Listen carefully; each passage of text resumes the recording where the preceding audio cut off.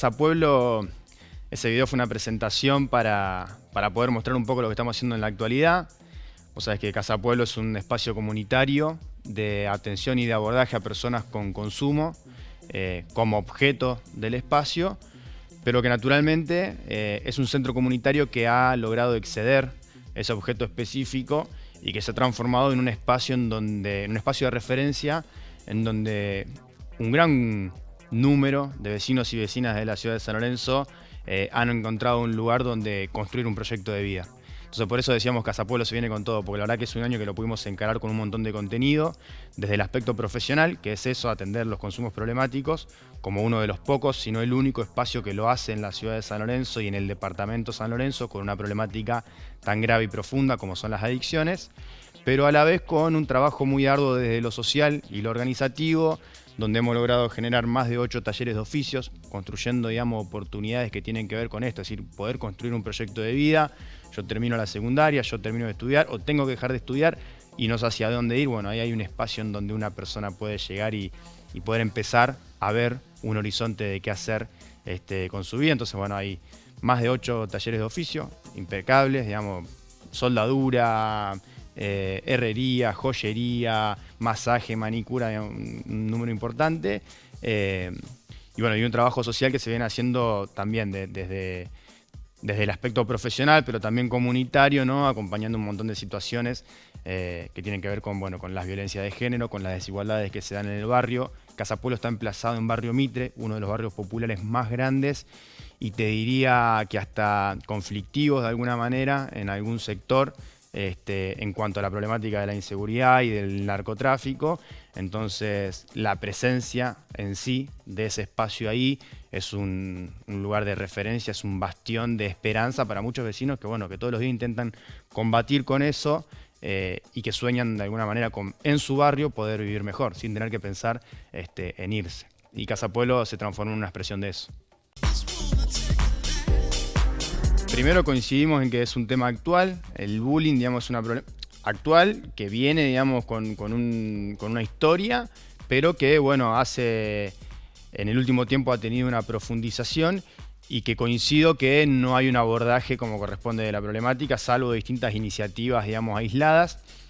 Incluso siendo que en este momento en la Argentina, por primera vez en la historia, se está llevando adelante desde el gobierno nacional de manera institucional una campaña que es Argentina contra el bullying. Seguramente uno ha escuchado en la televisión alguna que otra publicidad. Y bueno, nosotros en el marco de esa campaña nacional lo que quisimos fue poder hacer un aporte desde la construcción territorial con la ONG Igualando Oportunidades, con Romina Nebreda, que es su presidenta,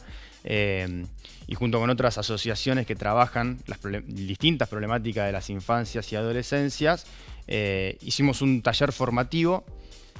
primero para las niñeces y adolescencias, en donde, bueno, hubo un diálogo mucho más didáctico, en donde pudimos plantearnos con ellos problemáticas de la cotidianeidad,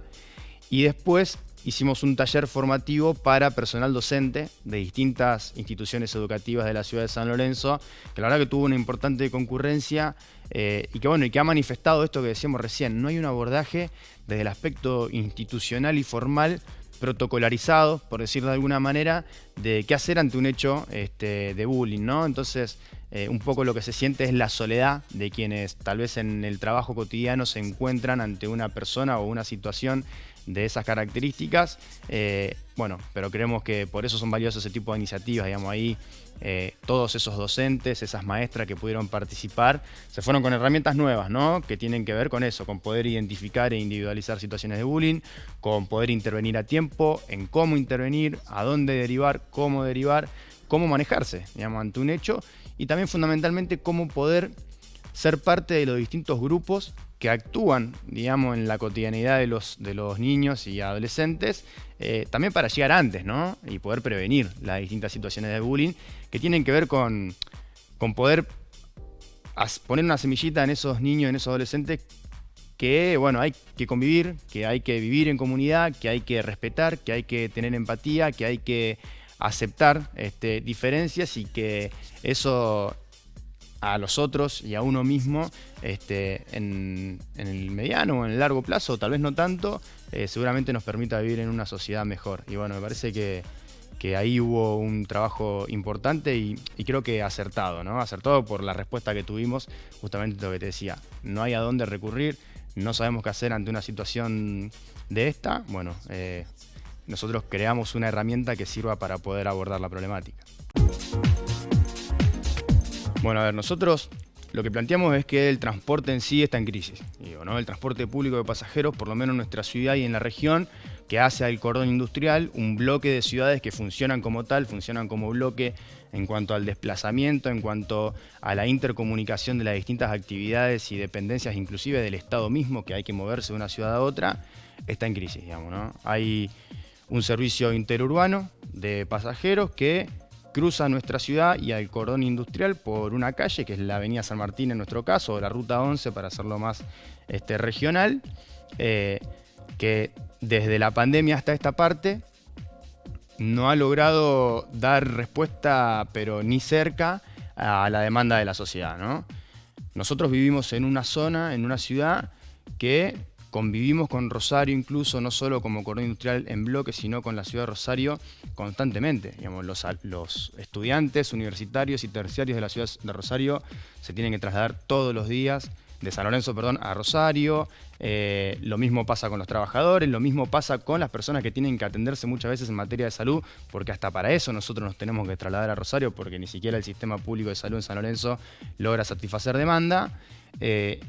Y hoy vemos cómo en una hora pico, en determinados momentos, uno va a una parada de la ciudad de San Lorenzo y se encuentra con 20, 25 y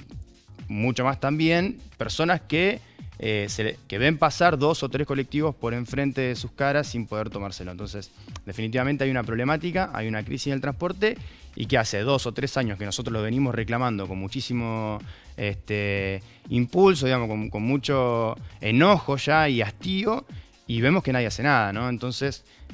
tanto desde las empresas privadas, que incluso ahora es una casi monopólica, que es la empresa Rosario Bus, como desde el Estado provincial, que tendría que ser garante en cuanto a la fiscalización, contralor y quien genere un equilibrio de convivencia entre una empresa que busca rentabilidad y un usuario que desea viajar y satisfacer un derecho, el Estado brilla por su ausencia. Entonces, lo que nosotros venimos planteando es, primero, una fuerte visibilización de la problemática, de la cual nadie se hace eco,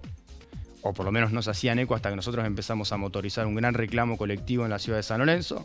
Hicimos un trabajo de campo en donde de más de 300 usuarios del servicio,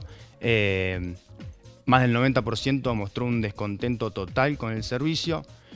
por distintas razones, frecuencias, horarios, costo, calidad del servicio, entre otras cosas, y que eso a nosotros nos pone en evidencia que, bueno, que hay que hacer algo. En ese sentido, hicimos una reunión con concejales y concejalas de la ciudad del cordón industrial, y que participaron también Lucila de Ponti, que es diputada provincial, y Eduardo Tonioli,